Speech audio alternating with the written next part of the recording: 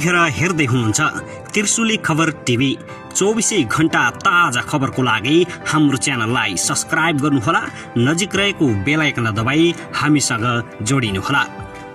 न्यायालय भित्रको विवाद त्यही भित्रबाटै मिलाउन नसके हाम्रो साझा धारणा चिट्ठी आउँछ। माओवादी केन्द्रका अध्यक्ष प्रचण्ड न्यायाधीश चुलेन शमशेर राणामाथिका आरोप छानबिन गर्न अन्तर्राष्ट्रिय मानव अधिकारवादी संस्थाहरूको आह्वान। प्रधान न्यायाधीशको सम्पत्ति समेत छानबिन गरिने।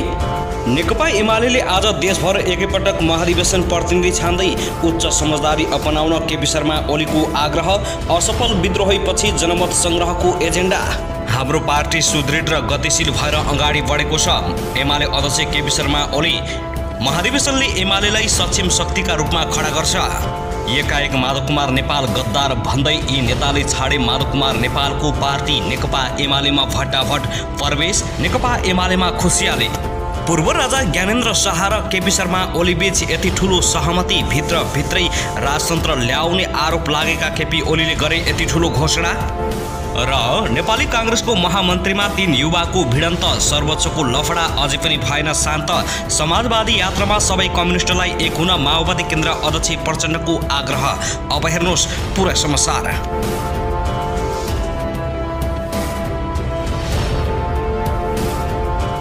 दर्शकबिन नमस्कार, तपाईहरुलाई हार्दिक स्वागत छ हाम्रो च्यानल त्रिशुली खबर टिभीमा। यदि हाम्रो च्यानललाई अहिलेसम्म सब्स्क्राइब गर्नुभएको छैन भने सब्स्क्राइब गरी नजिक रहेको बेल आइकन दबाई हामीसँग जोडिनुहोला। दर्शकबिन सदा झैं आज पनि हामी तपाईहरुमाझ निकै महत्त्वपूर्ण खबरका साथ उपस्थित भइसकेका छौं। यो भिडियोलाई अन्तिमसम्म हेरी हामीले साथ दिनुहोला। दर्शकबिन हाम्रो मेहनतको लागि एउटा सानो लाइक गर्न भनी नभुल्नुहोला। काँदै हेर्दै हुनुहुन्छ के भन्न चाहनु छ, नेपाली राजनीतिक विषयलाई तपाईहरुले कस्तो दृष्टिकोणले हेर्दै हुनुहुन्छ, तल कमेन्ट बक्समा गई आफ्नो प्रतिक्रिया अवश्य पनि छोड्नुहोला।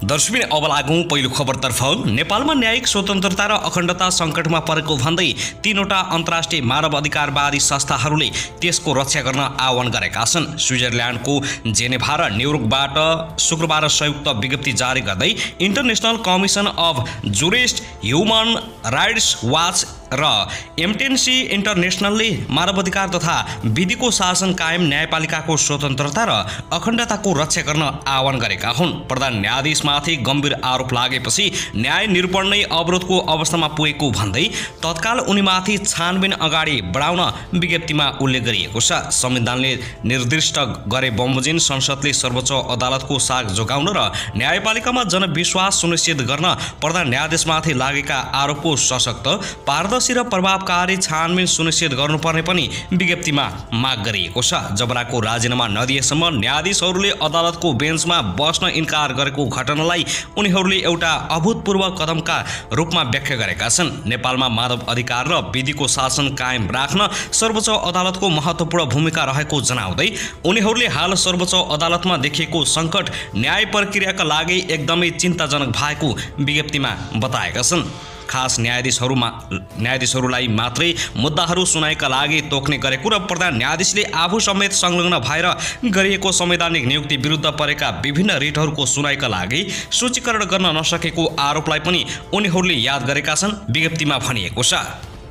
त्यसैगरी यता भने नेकपा माओवादी केन्द्रका अध्यक्ष पुष्पकमल दाहाल प्रचण्डले न्यायालयमा भएको विवादका विषयमा 5 दलीय गठबन्धनको साझा धारणा छिट्टै आउने बताएका छन्। माओवादी केन्द्र भोजपुरले हिजो शुक्रबार भोजपुरमा आयोजना गरेको अगुवा कार्यकर्ता भेला तथा प्रशिक्षण कार्यक्रममा अध्यक्ष प्रचण्डले भने न्यायालय जस्तो स्वतन्त्रता र गरिमामय संस्था विवादमा मुछिनु राम्रो कुरा होइन। सर्वोच्च अदालतभित्रको विवाद त्यही भित्रबाटै मिलाउन सके धेरै राम्रो हुन्छ, तर त्यस विषयमा हाम्रो साझा धारणा छिट्टै बाहिर ल्याउनेछौँ। अहिलेको 5 दलीय गठबन्धन चुनावसम्म जाने भन्दै उनले आवश्यक परे निर्वाचन पछाडिसम्म पनि जान सक्ने बताएका छन्।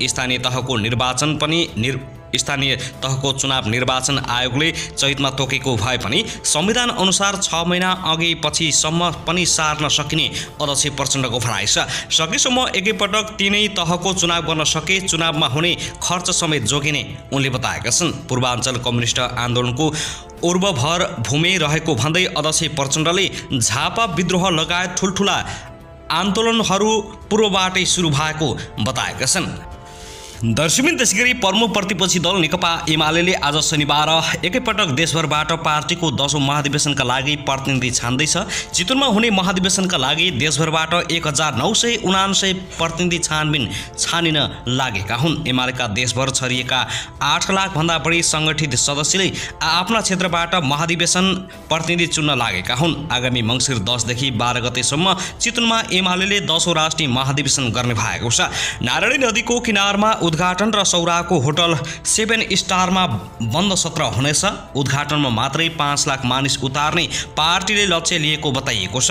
नेकपा एमाले अध्यक्ष केपी शर्मा ओलीले उच्च समझदारीका साथ प्रतिनिधि चयन गर्न नेता कार्यकर्ताहरूलाई आग्रह गरेका छन्। महाधिवेशन प्रतिनिधि चयनको पूर्व सन्ध्यामा शुक्रबार भिडियो सन्देश जारी गर्दै उनले उच्च समझदारीका आधारमा प्रतिनिधि चयन गर्न आग्रह गरेका हुन्। उनले दलभित्रको समझदारी सुदृढ र एकताको आधार हुने पनि बताएका छन्।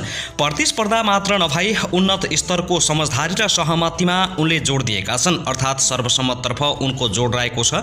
यसअघि पनि ओडा अधिवेशनदेखि नै ओलीले सर्वसम्मत रूपमा प्रतिनिधिहरू छान्न आग्रह गर्दै आइरहेका छन्। यसबाट उनले कतै 10औं महाधिवेशनका लागि कर्मकाण्डी बनाउन खोजेका त होइनन् भन्ने पनि प्रश्न उठेको छ। पार्टीले शुक्रबार मात्रै महाधिवेशनको लोगो र नारा सार्वजनिक गरेको हो। प्रतिनिधि सभा निर्वाचन क्षेत्रबाट निर्वाचित प्रतिनिधिमा पहिलो 1200 संगठित सदस्यबाट 1 महिना र 2 खुला सहित 3 जना हुने व्यवस्था गरेको छ। त्यसैगरी प्रत्येक 800 मा 1 जना प्रतिनिधिको संख्या बढ्दै जानेछ। त्यो संख्या 2400 मा पुग्दा 1 महिना र 2 खुला गरी 3 जना निर्वाचित हुने भएका छन्। यसरी निर्वाचित भएर महाधिवेशनका लागि 1979 प्रतिनिधि चयन हुने एमाले बताएको हो।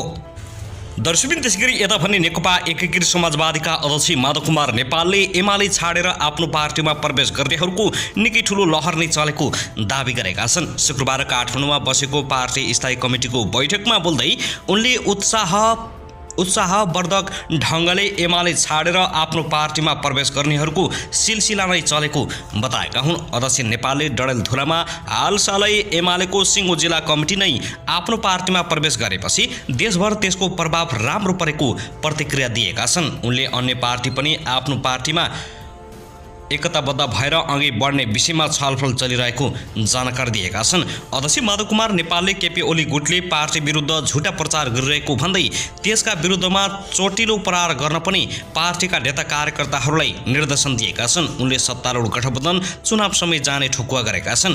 उनले राष्ट्रिय सभाको निर्वाचन र उपनिर्वाचनमा सत्तारूढ दलहरूले मिलेर उम्मेदवारी दिने सहमति गरिएको पनि बताएका छन्। सत्तारूढ गठबन्धनलाई तोड्न नदिनका लागि आफूहरूले सत्तारूढ दलबीच समन्वय समिति बनाउनु परेको पनि स्पष्ट पारेका छन्। अध्यक्ष नेपालले सत्तारूढ गठबन्धन बीच बनेको समन्वय समितिले सरकारको काममा कुनै हस्तक्षेप नगर्ने जानकारी दिएका छन्। उनले भने यो हाम्रो गठबन्धन चुनावसम्म जानेछ। अहिलेको सन्दर्भमा हामी राष्ट्रिय सभाको निर्वाचनमा मिलेर उम्मेदवार खडा गर्छौं।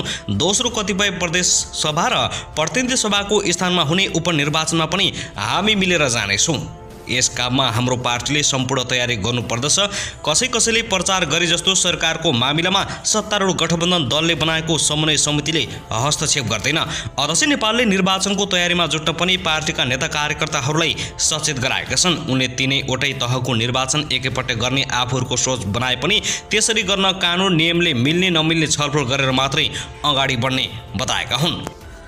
त्यसैगरी उता भने पेट्रोलियम पदार्थमा भएको मूल्य वृद्धिको विरोधमा सत्तारूढ दल निकट 6 विद्यार्थी संगठनले आयल निगमको कार्यालय घेराउ गरेका छन्। विद्यार्थीहरूले आयल निगमको केन्द्रीय कार्यालय टेकु पुगेको कार्यालय घेराउ गरेका हुन्। निगमको कार्यालय घेर्न पुगेका विद्यार्थीहरूले महाप्रबन्धक सुरेन्द्र पौडेल विरुद्ध नाराबाजी गरिरहेका छन्। उनीहरूले तत्काल पेट्रोलियम पदार्थको मूल्य वृद्धि फिर्ता गर्न माग समेत गरेका छन्।